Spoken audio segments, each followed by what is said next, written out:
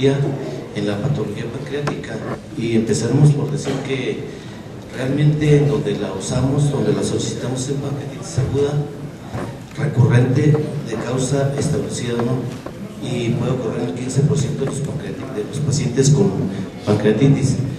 La endoscopía diagnóstica indicada solo en pancreatitis aguda recurrente idiopática con sospecha de disfunción del esfínter dolor y tipo 2, con el objeto de estudiar mejor este tipo de pacientes. En las pacientes con pancreatitis aguda y complicaciones tenemos nosotros que hay pacientes que tienen colecciones líquidas, que tienen abscesos, que tienen necrosis, y pueden ser estas agudas y crónicas con pseudoquiste. En las pancreatitis agudas y las complicaciones podemos tener pancreatitis con colecciones líquidas agudas, es decir, aquellas observadas durante las primeras semanas del episodio agudo. No tienen componentes sólidos, pared o cápsula, y se originan de la inflamación pancreática o peripancreática y resultan de la ruptura del conducto pancreático principal en algunos de sus ramas. Las pancreatitis agudas y sus complicaciones pueden ser en las líquidas, en agudas ocupan más o menos el 7 al 69% y pueden permanecer estériles y se reabsorben espontáneamente. Son colecciones líquidas crónicas en pseudoquiste, colecciones líquidas homogéneas con pared definida, se desarrollan 4 semanas después de resuelta la colección líquida aguda. Son colecciones mayores de 6 centímetros, candidatos a tratamiento bajo probabilidad de resección espontánea, y en general los pacientes sintomáticos no importa el tamaño ni requieren tratamiento. En las mismas pancreatitis agudas y sus complicaciones, las colecciones líquidas crónicas, es decir, los pseudoquistes, hay que drenar o se debe drenar la lesión, o puede desaparecer sola. El diagnóstico por ultrasonido puede ser, el éxito clínico y técnico se ve en 79 a 95%, y la recurrencia y el con que se complete más o menos un 13%. Aquí repetimos más o menos lo mismo que decíamos. Otro tipo de lesiones en pancreatitis agudas son los arroces y necrosis, y las necrosis pancreáticas pueden involucrar el tejido pancreático y al peripancreático. Se pueden observar en TAC contrastada como una zona de falta de captación y medio de contraste intravenoso por el parénquima pancreático. Esta misma necrosis se presenta o se puede presentar como un proceso dinámico que inicia en fase sólida y se solidifica gradualmente. Durante su evolución se compone por diferentes cantidades de elementos líquidos, sólidos o semisólidos, y ocasionalmente se resuelve espontáneamente meses después de la presentación. Estas mismas necrosis generalmente son estériles y asintomáticas. Cuando son estériles y asintomáticas no se intervienen, y la necrosis infectada o necrosis estéril sintomática, es decir, aquellas que tienen deterioro clínico, síndrome de respuesta inflamatoria sistémica, de intervención activa con antibióticos y necrosectomía, que puede ser quirúrgica, percutánea y endoscópica. Los mismos abscesos y necrosis comúnmente no se observa de manera contrastada, por lo que se recomienda realizar con angioresonancia o ultrasonido endoscópico, que son técnicas que pueden ser en algunos casos que pueden identificar la presencia de ruptura ductal y comunicación entre el conducto y colección y la colección con necrosis. Sin embargo, ninguno de los dos, es decir, el 100% es preciso y por lo tanto no es completamente necesario. En caso de ruptura del conducto pancreático principal, se debe realizar un drenaje transmural y colocar cada endoprótesis que atraviese la ruptura. La ruptura del conducto pancreático asociado a pancreatitis constituye una de las mayores causas de falla o recurrencia, y el manejo endoscópico de la ruptura tiene éxito entre un 12 y un 20% de los pacientes. La pancreatitis aguda posepre, como otra complicación de la pancreatitis aguda, la podemos definir como el dolor abdominal nuevo o agravado que dura 24 horas o más y que es posterior a sepre, asociado a elevación de enzimas pancreáticas del desarrollo normal. Esto se ve hasta en un 53% de los pacientes post-sepre. y pueden eliminar la amilasa de forma muy importante. El dolor abdominal sin pancreatitis se puede presentar hasta un 62% de los casos, y tenemos que ver si el dolor es de otra etiología. En la pancreatitis aguda poscepre ocurre del 5 al 15% de los casos, y sus factores de riesgo pueden estar asociados al paciente o asociados al procedimiento. En el procedimiento agudo de la poscepre existen factores de riesgo asociados al paciente, como son la sospecha de disfunción del esfínter de Oddi, la pancreatitis aguda previa del género femenino, la vía biliar dilatada, las bilirrubinas no normales y la educación joven. Y los factores de riesgo asociados a un procedimiento son aditivos, entre ellas son la radiación o cuando hacemos precorte, cuando inyectamos el conducto pancreático, en múltiples intentos de canulación y en esfinterotomía previa.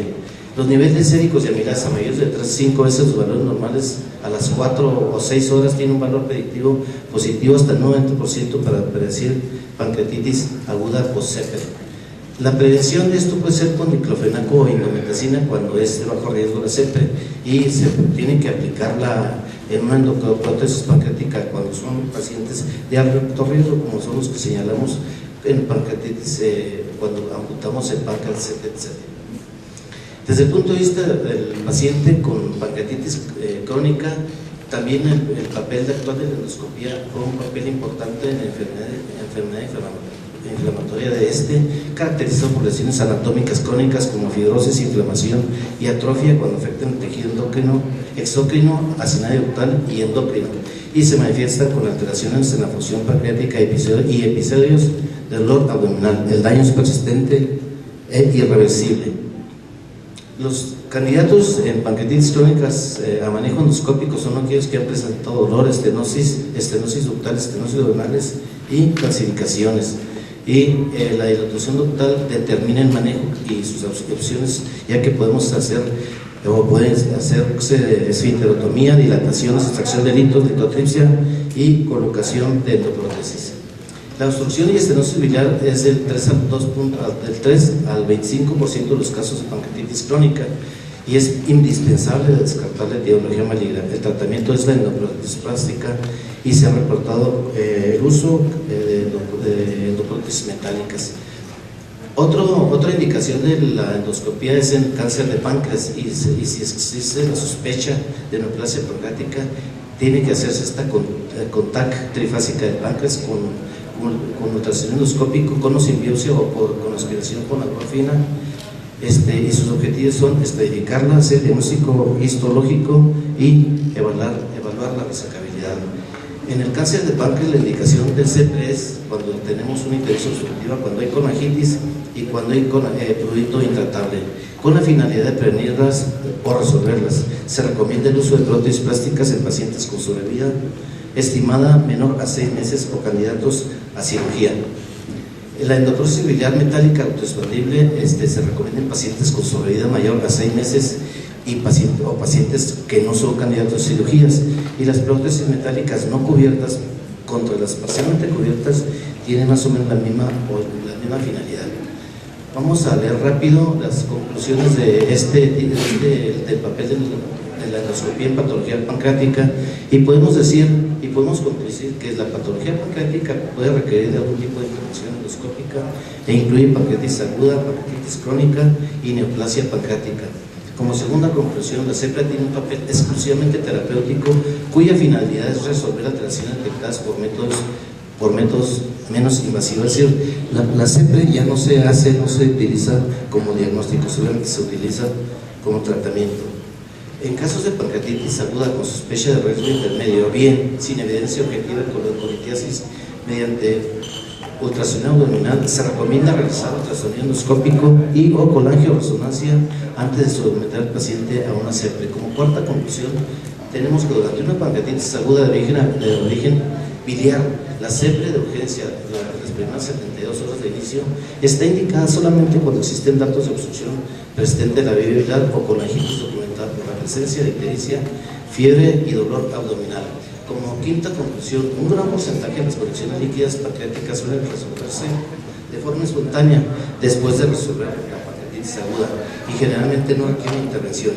Sugerimos o se sugiere observarlas 6 u 8 semanas después de resuelta la pancreatitis aguda antes de considerar su drenaje. Como sexta conclusión, tenemos que son los pacientes con síntomas asociados a la colección, es decir, náusea, vómito, dolor, intolerancia a la vía oral, entre otros, y se beneficiarán del drenaje de colecciones líquidas responsables de estos síntomas. Como séptima conclusión, se recomienda el uso de ultrasonido endoscópico antes y después de las colecciones líquidas, como son abscesos y necrosis pancreáticas. Octava conclusión, generalmente la necrosis es estéril y no produce síntomas y se beneficiarán de intervención activa con antibióticos y nefrosectomía, ya sea quirúrgica, percutánea o endoscópica, en las necrosis infectadas, en la necrosis estéril más deterioro clínico y en síndrome de respuesta inflamatoria sistémica. La novena conclusión, tenemos que la CEPRE de baja riesgo, en las CEPRES de bajo riesgo se debe administrar AINES vía rectal, y en aquellos de alto riesgo se recomienda el uso y la colocación profiláctica de pancreatitis en el conducto pancreático. Como décima conclusión, en cáncer de páncreas, la CEPRE está indicada únicamente en pacientes con ictericia obstructiva con complicaciones como conagitis, en pacientes con pruritus intratable o cirugía postergada, con la finalidad de prevenirlas o resolverse. Como onceava conclusión, decimoprimera, el uso de prótesis plásticas se recomienda en pacientes candidatos a cirugía y con una sobrevida estimada menor a 6 meses.